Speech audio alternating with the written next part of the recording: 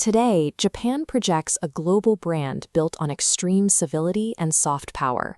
They hold one of the world's strongest passports and export high-tech innovation to almost every corner of the planet.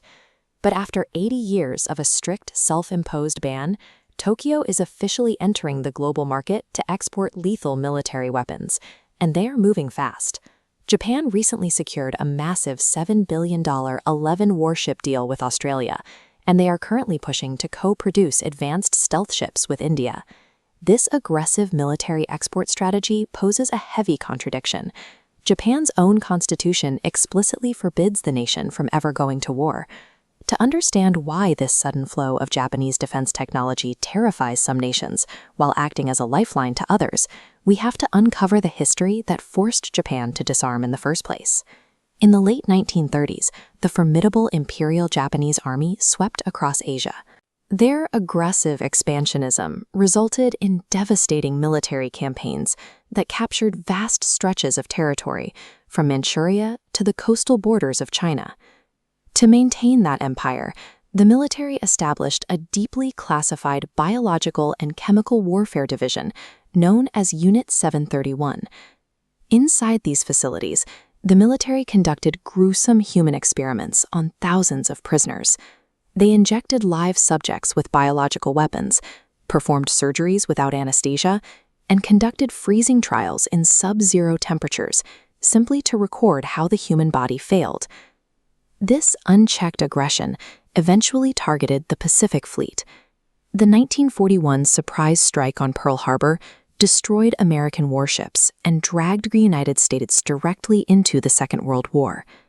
The sheer brutality of these campaigns left permanent scars across the Korean Peninsula, China, and Southeast Asia.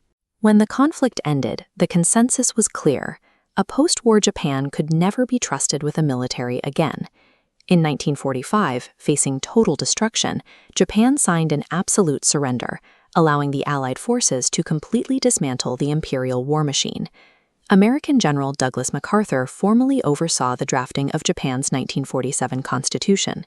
He ensured the inclusion of Article 9, a clause where Japan legally renounced the right to wage war or use military force to settle international disputes.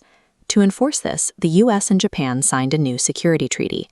America agreed to provide absolute military protection, keeping thousands of troops on Japanese soil. This freed Tokyo to focus entirely on rebuilding. Without a massive defense budget draining their treasury, Japan poured its capital into education, commercial innovation, and manufacturing. Tokyo successfully washed away the blood of its empire by rebranding itself as an essential pacifist gear in the global economy. And that strategy worked flawlessly, until the regional power dynamics began to crack. By the 2010s, Japan's immediate neighborhood grew highly unstable. China rapidly accelerated its naval expansion, and North Korea actively tested nuclear-capable missiles directly over Japanese airspace.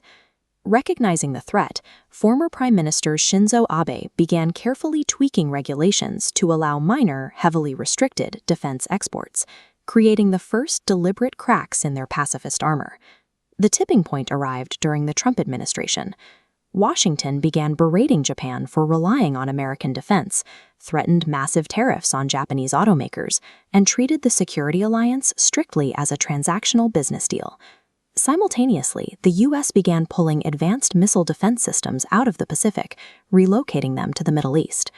Overnight, Japan's vulnerability skyrocketed. The realization in Tokyo was absolute. The 80-year U.S. security umbrella was no longer a guarantee, and Japan could not survive as a disarmed spectator in a heavily armed region. So Japan enacted a new survival strategy. They dismantled their long-standing export laws so they could build a web of regional alliances by selling advanced weapons to strategic partners. This schematic shows the Mogami-Class Frigate. Offered to India and Australia, it's a next-generation naval hunter. Extreme automation reduces its required crew from a standard 200 down to just 90 personnel.